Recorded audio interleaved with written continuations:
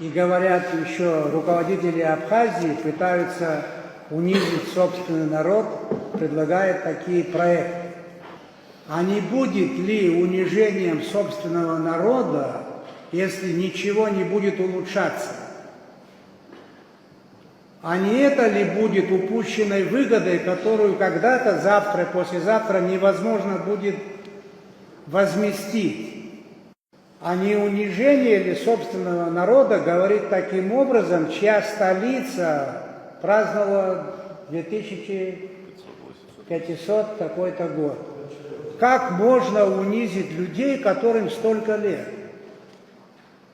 Как можно унизить ачамчирцев, которым за 2000 также лет? Как можно унизить народ, который выиграл такую кровопролитную войну?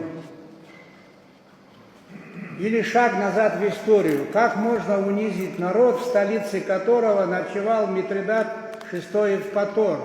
Каким образом этих людей можно унизить? Можно унизить тем, что материальное благосостояние не будет делать шаги вперед.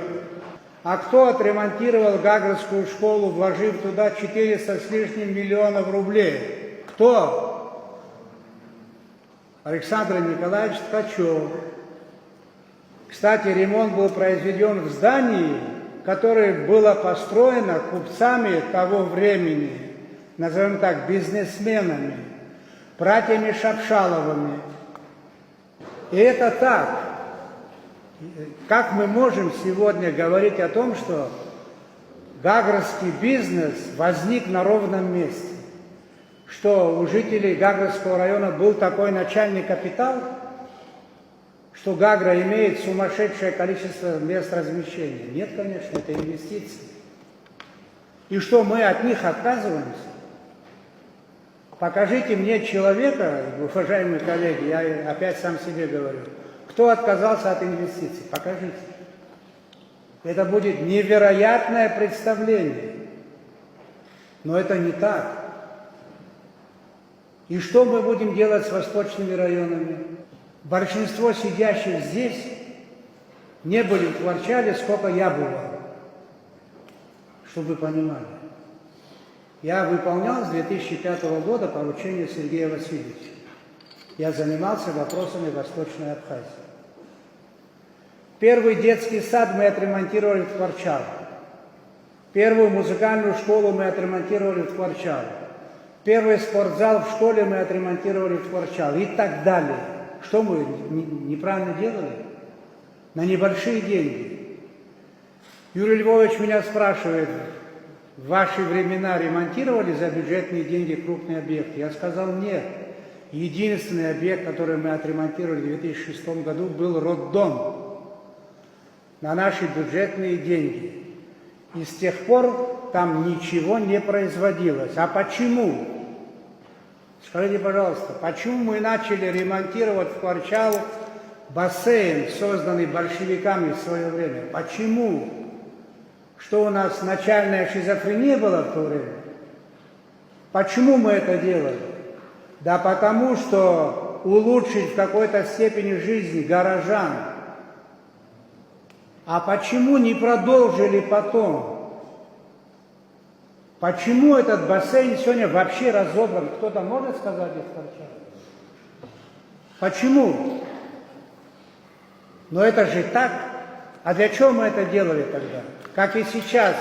Судя, откуда возник проект аэропорт? Откуда? Вот отсюда. И мы поднимали тогда, но не было условий. Хорошее стечение звезд наверху сомкнулось. И что это плохо? Кому от этого плохо? Никто сюда просто так не придет.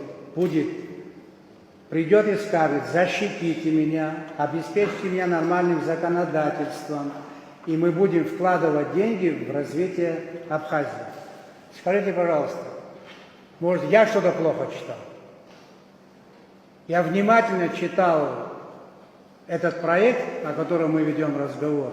Скажу вам прямо, По своей простоте он мне напоминает выдержки из римского частного права. Очень простой и понятный документ. Создает ли он привилегии тем, кто будет им руководствоваться, покупая апартаменты? Никаких привилегий нет. Вообще. Есть одни неприятности. Платить, платить, платить, платить. Больше ничего нет. Причем демография? Причем демография? Скажите, пожалуйста, мне, причем демография?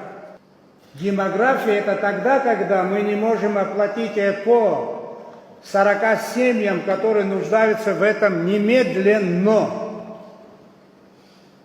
Надо найти 35 миллионов срочно. Мы доложили Александру Георгиевичу, будем просить фонд репатриации, дайте эти деньги, мы должны помочь семьям, чтобы они не сказали, что государство не помогло. А на это нужны постоянные деньги. И они могут прийти от результатов работы бизнес-денег. Как жила советская Абхазия, снова возвращаюсь туда, к тому, что производили минимум, союзный бюджет давал больше 100 миллионов ежегодно рублей. Это в долларах сумасшедшие деньги. Вот как мы развивались. И мы хотим начать, это начальные ступени. Я почему сегодня не очень, наверное, вежливо, если я кого-то обидел, прошу прощения перед депутатами. Но вы должны, депутаты Ворчальского района, депутаты Ачамчирского района, вы должны быть впереди. Ваше мнение значимое и самое главное в этой истории. А то, что касается приглашений, я поддерживаю такие вещи. Я позволил себе в 2012 году повести участников Всемирного конгресса абхазо-абазинского народа. Я согласовал тогда с Тарасом Мироновичем. И вместо Рицы, вместо Пицунды я их повез в Ворчал, Александр Георгиевич. Чтобы наши братья за Черным морем увидели, как живет сегодня Творчал. Вам передать их состояние? Они были шокированы просто.